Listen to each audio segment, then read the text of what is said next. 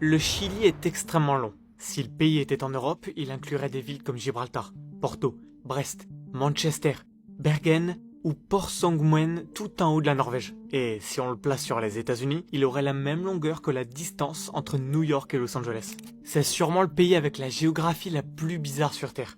Si vous trouvez pire, je veux bien savoir c'est quoi. 4200 km de long pour seulement 200 km de largeur en moyenne. Prenez un manche à balai à la main, retirez le bout, et voilà, vous avez le Chili.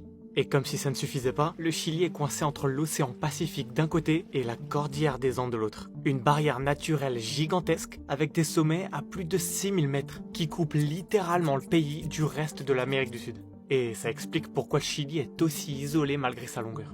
Par chance, le pays est extrêmement droit du nord au sud, ce qui lui permet d'avoir le même fuseau horaire pour la totalité de son territoire continental.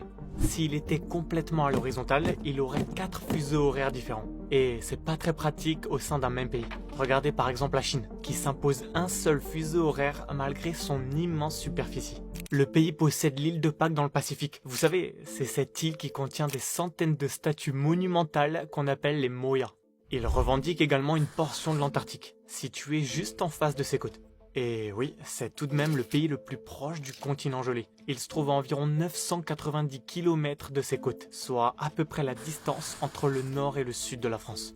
Et dans un pays aussi étroit, vous pensez peut-être que les habitants essayent de s'étaler un maximum pour optimiser l'espace. Mais ce n'est pas du tout le cas, puisque 75% des Chiliens vivent à moins de 500 km de la capitale, Santiago. Pourquoi ? Je sais pas trop en vrai. Mais oui, je sais. C'est parce qu'au début du XXe siècle, le pays a commencé à s'industrialiser à Santiago et dans les alentours, ce qui a attiré beaucoup de Chiliens pour des raisons économiques. Mais ce n'est pas l'unique et principale raison. Pour vous donner la deuxième raison, je dois vous montrer le nombre impressionnant de différents climats dans le pays. 5 régions distinctes, en commençant par le deuxième désert le plus sec sur Terre après l'Antarctique, qui n'est pas le Sahara, mais bien le désert d'Atacama situé au Chili.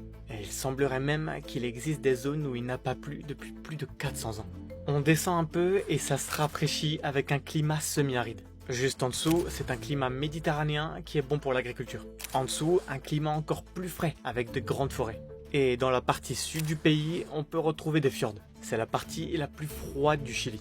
Donc, si on comprend tout, les habitants n'ont pas trop le choix. Dans le nord, il fait chaud.